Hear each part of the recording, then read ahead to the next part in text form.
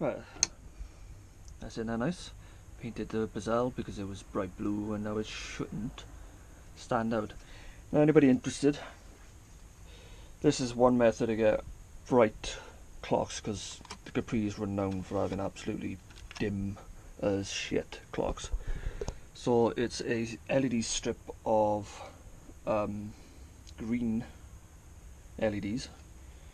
They come really short like this. There was 2 of them. I think they were, I think they were 7, maybe 10 inches, something like that. Not too long, but you can cut the ends. This one I kind of went a bit further and just went all the way up, but I routed it like this. And the way it works is just down underneath this little lip, the light actually shines through under here, so it does come through here, and you can see it on this one. It shines through there, but all this white is actually kind of opaque as well at the same time. This back white, or is it? Kind of feels like metal. I think it is. Well, in that case, it literally just shines through that. No, that's plastic, look. Either way, it shines through, so that's how the light comes in. As you can see here, it's terrible design, but there we are. Nobody cared in the bloody 70s today, or even 60s, no 70s. So run the strip around there. They are a bit too bright, so I added a thin sheet of ND filter. Coming from my photography background, is something that I had lying around. Just cut them into strips, sandwich them between all these casting bits, and yeah, it's a good sort of bright upgrade. I'll add a picture on the end which shows how bright it is. I'm hoping it'll shine through this plastic here. I might scratch away some of the black I've painted on, because I don't want to use the LED that comes in the pod, because it's white and it's bright, like really bright, and everything's going to be green and it's just going to have a bright white light. It's going to look terrible, so hopefully that will illuminate this as well. The wiring then, ground it on a common earth, and then it's the first pin on the left, which when you follow the tracks you'll realise is an illumination. So top pin on the left for a UK spec car at least.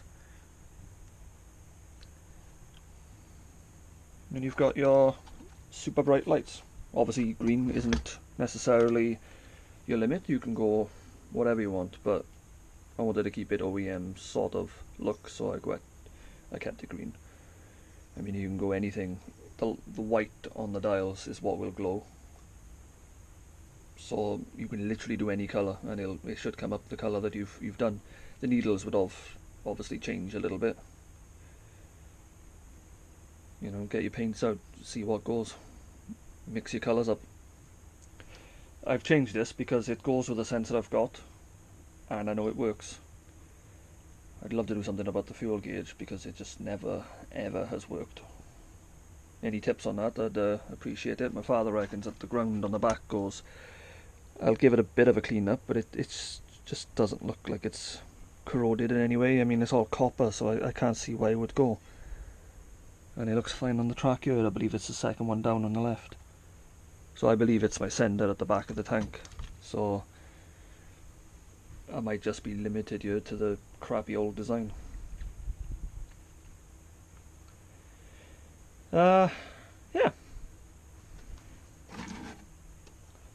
about concludes this video for retrofitting a modern day gauge to my 6 pods. Once it's done and fitted, I might, or at least when I light up the lights, I'll fit a little picture on the end, or maybe a video, we'll see. Right, yeah, let's have a look. Yeah, there we are.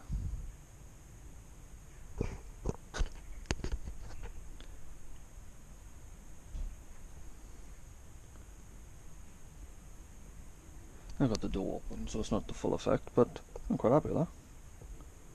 I like how there's a little ring going around the dial as well.